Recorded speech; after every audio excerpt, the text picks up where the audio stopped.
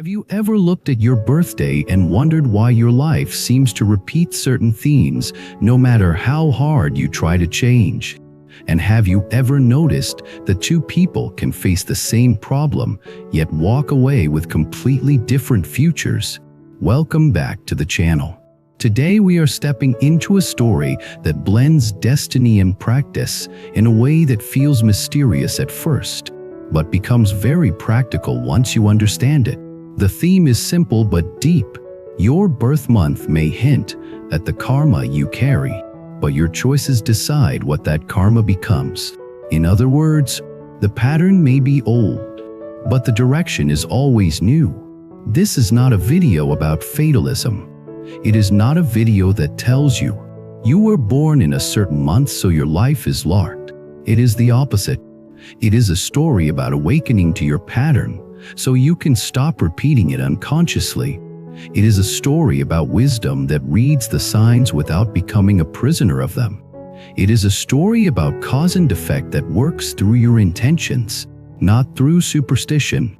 And it is a story about compassion, because the moment you understand your own pattern, you also start understanding why other people behave the way they do. In a quiet town near the edge of mountains, there lived a young woman named Lynn. She was not a monk. She was not a scholar. She was just a person trying to build a steady life. She worked at a small shop by day and cared for her grandmother by night. Her life looked ordinary from the outside, but inside, she carried a question that would not leave her alone. Why does my life keep circling back to the same pain? It always arrived in different forms, but the feeling was the same. A relationship that started warm then turned cold. A job that began promising then became heavy. A friendship that seemed loyal then suddenly disappeared. Each time, Lynn blamed the outside world. She blamed bad luck. She blamed other people's selfishness. She blamed the economy, the timing, the city, the weather, anything that could explain why she kept being disappointed. But deep down, she suspected something else. She suspected that a part of the problem lived inside her, like a hidden thread pulling the same knot again and again. Her grandmother was the kind of elder who spoke gently but saw sharply. One evening, while Lynn was serving tea, the grandmother asked, "What month were you born in?" According to the lunar calendar, Lynn answered without thinking much. Her grandmother nodded slowly. Then she said something that sounded strange at first.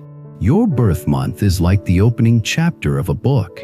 It does not tell you the whole story, but it hints at the kind of lessons you might meet again and again until you learn them well." Lynn laughed a little, uncomfortable. She did not want lessons. She wanted peace. She wanted answers that did not require change. Her grandmother continued, "When I was younger, I heard an old teacher speak about this.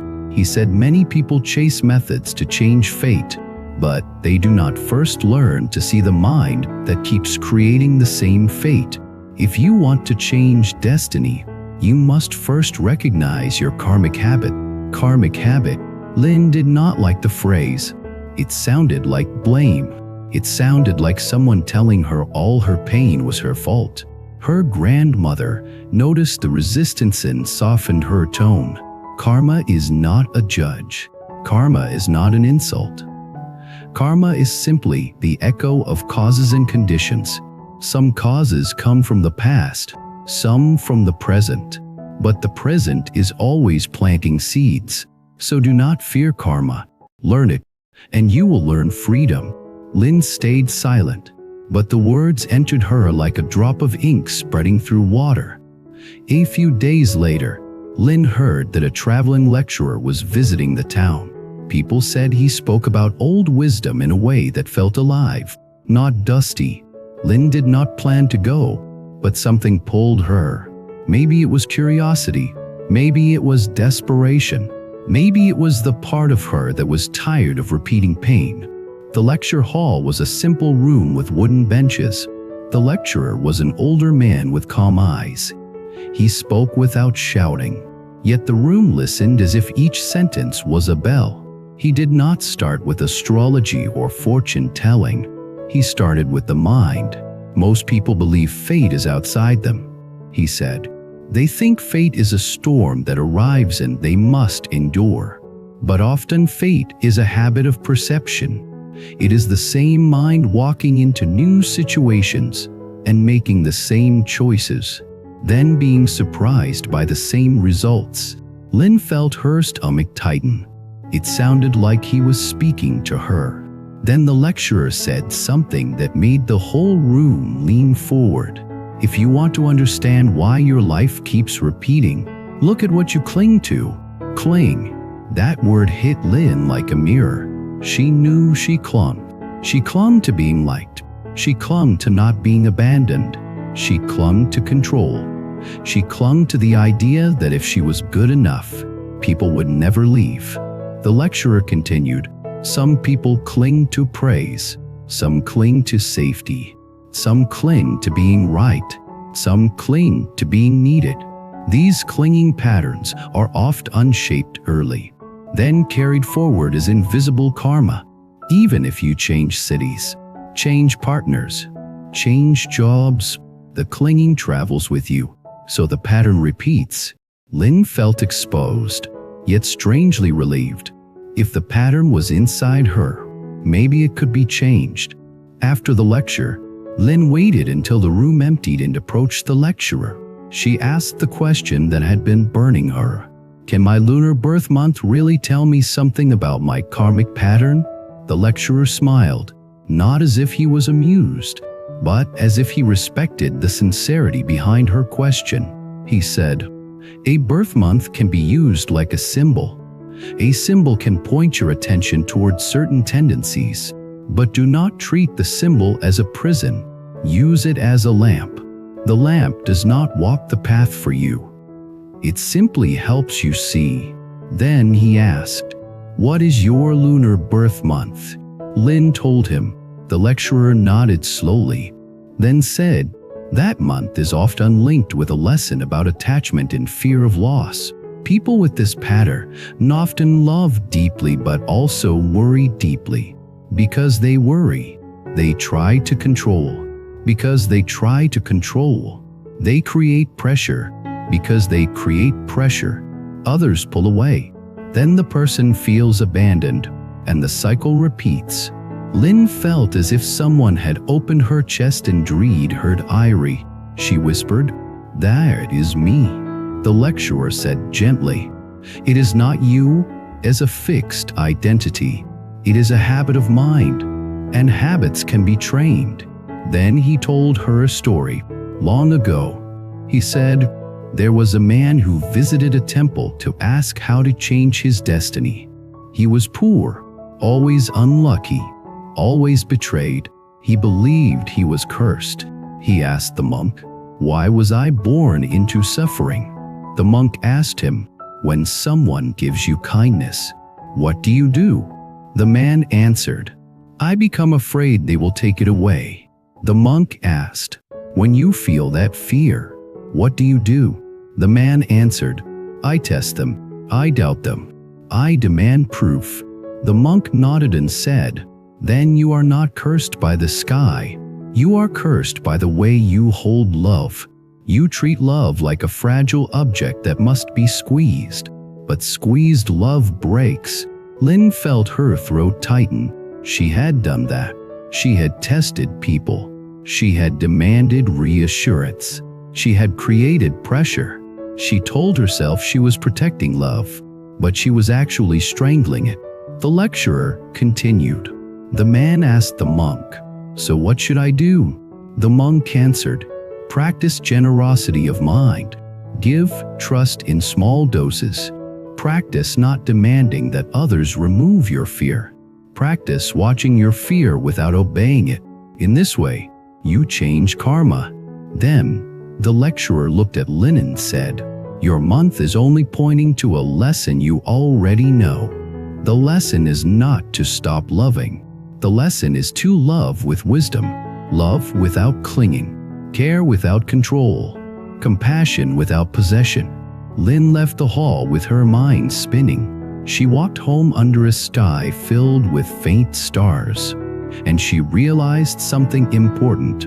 She had been looking for a method to change fate, but fate was already changing the moment she saw her pattern clearly.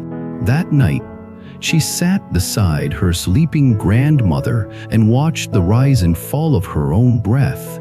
She did not call it meditation. She did not try to be spiritual. She simply tried to be honest. When she breathed in, she felt tension in her chest. When she breathed out, she felt a slight release. Thoughts came, fast and loud. Memories of people leaving. Memories of arguments. Memories of her begging someone to stay. She wanted to push the memories away, but then she remembered the lecturer line. Do not treat the symbol as a prison. Use it as a lamp. So she used the breath as a lamp. When a memory arose, she named it softly in her mind. Fear, clinging, control, sadness. Naming did not destroy the feeling, but it created distance. It helped her see the feeling as a wave, not as her identity. Over the next days, Lynn began practicing a new way of living. Not perfect, but sincere. At the shop, when a customer spoke harshly, Lynn would normally take it personally, then carry the bitterness all day. Now, she paused. She noticed the heat rising. She asked herself, is this about me? Or is this about their own suffering? That question was compassion, not naive compassion that allows abuse, but wise compassion that does not drink poison unnecessarily. When her co-worker forgot to do a task and Lynn felt the urge to criticize sharply, she paused again. She asked, am I trying to control because I fear things will fall apart? Sometimes the answer was yes. And when it was yes, she softened her tone. She still spoke the truth, but without the extra blade. Then the real test arrived, the kind that always appears when you start changing. An old boyfriend returned. He sent a message, polite and warm. Lynn's heart jumped. Part of her felt joy. Part of her felt panic. The pattern woke up like a sleeping animal. She remembered how that relationship ended, not with a big betrayal, but with slow exhaustion. He said he loved her, but he felt suffocated. He said he needed space, but Lynn heard space as abandonment. She pushed for more reassurance, more time, more certainty. He pulled away. She chased. The cycle tightened until it snapped. Now he was back, saying he wanted to talk. Lynn felt the old urge to grab the chance and squeeze it, to demand clarity, to demand promises, to demand that he prove he would not leave again. But she also felt something new. Awareness, the lamp. She replied calmly and agreed to meet at a cafe during the day.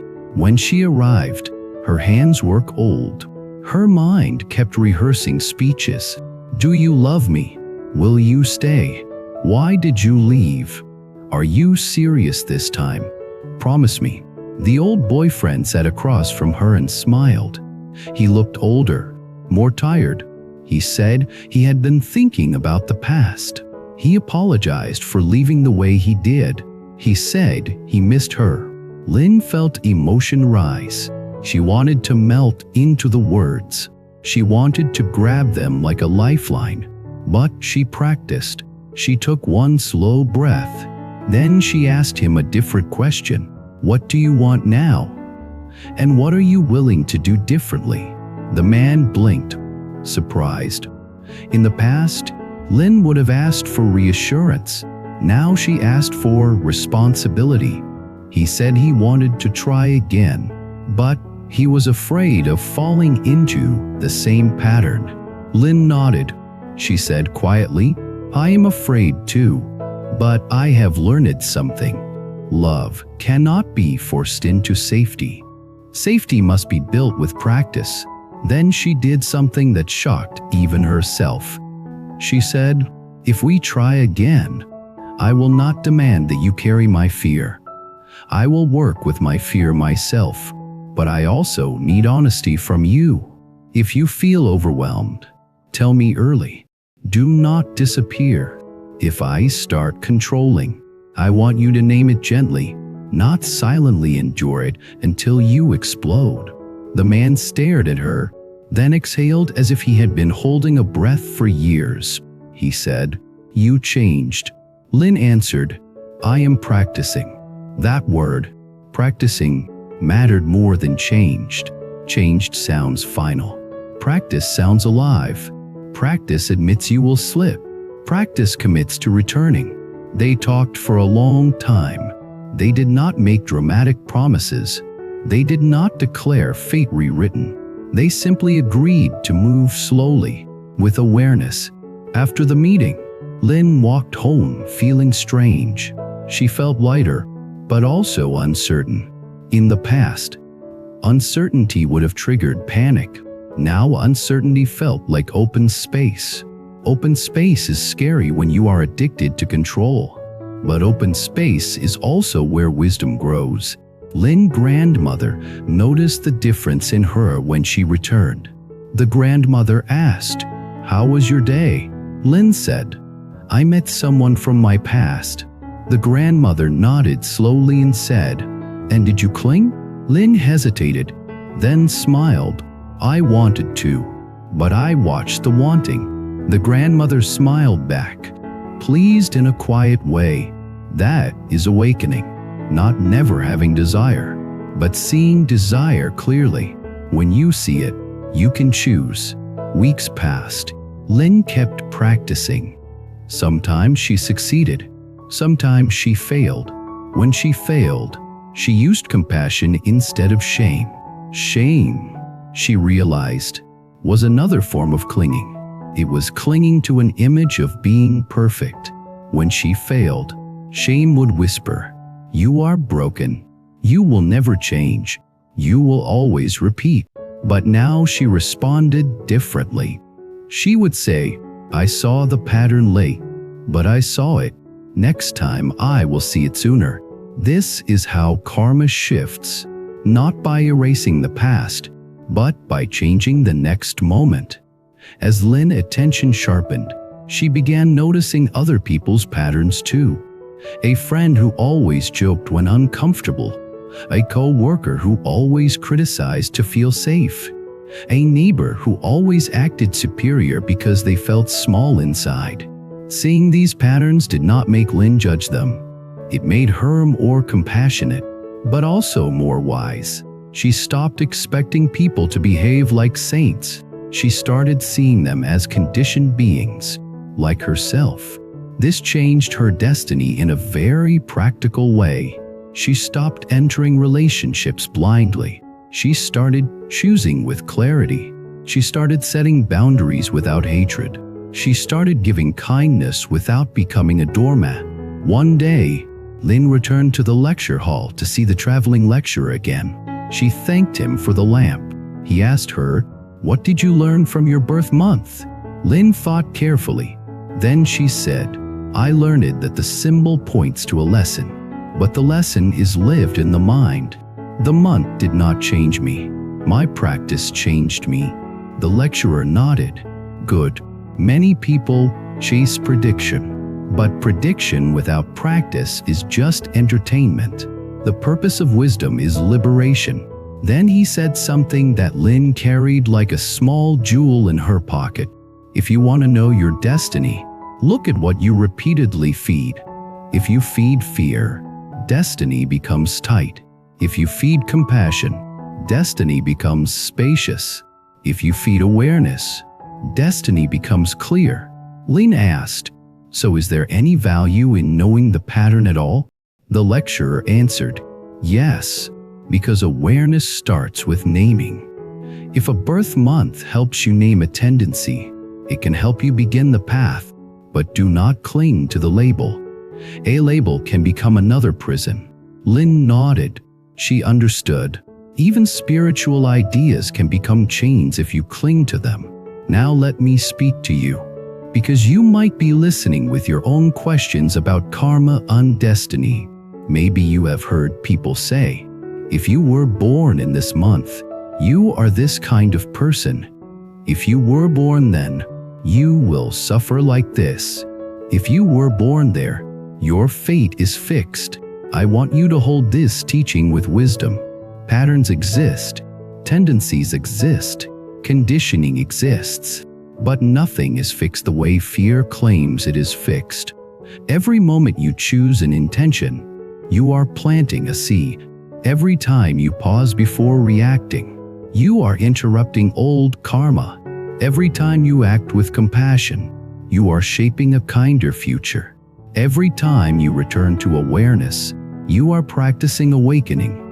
If your birth month points to a lesson about anger, then your practice is patience. If it points to a lesson about greed, your practice is generosity. If it points to a lesson about pride, your practice is humility. If it points to a lesson about fear of loss, your practice is loving without gripping. This is not mystical. It is cause and effect. The mind that clings creates suffering. The mind that sees clearly creates freedom. The mind that practices compassion becomes a refuge, not only for itself, but for others. Lynn's story is not about becoming special. It is about becoming awake enough to stop repeating pain. And if you ask me what the real secret is, it is this. Do not use destiny as an excuse. Use destiny as a mirror. A mirror shows you what is there. Then you wash your face. Before we end, I want to share a personal style reflection in the spirit of this channel. I have seen people who were convinced they were doomed because they always attracted the wrong partners. But when they learned to notice their own clinging, they started choosing differently. I have seen people who thought they were cursed with anger, but once they practiced pausing and breathing, their relationships softened. I have seen people who believed they had bad luck with money, but when they stopped chasing quick wins and started practicing discipline, their life stabilized. The outside world did not suddenly become perfect. The difference was the mind that met the world. That is why awakening is so powerful. It does not require the universe to change. It requires you to see clearly and act wisely. Thank you for staying with me through this story. Now I want to hear from you. Do you feel like your life repeats a certain theme? And if so, what do you think the lesson might be? Share your thoughts and your stories in the comments. Subscribe to the channel, like the video, and keep supporting this community with your presence, because every honest conversation about karma and practice is a step toward freedom. Until next time, keep practicing gently, keep choosing wisdom, and remember that the destiny you fear can become the destiny you transform.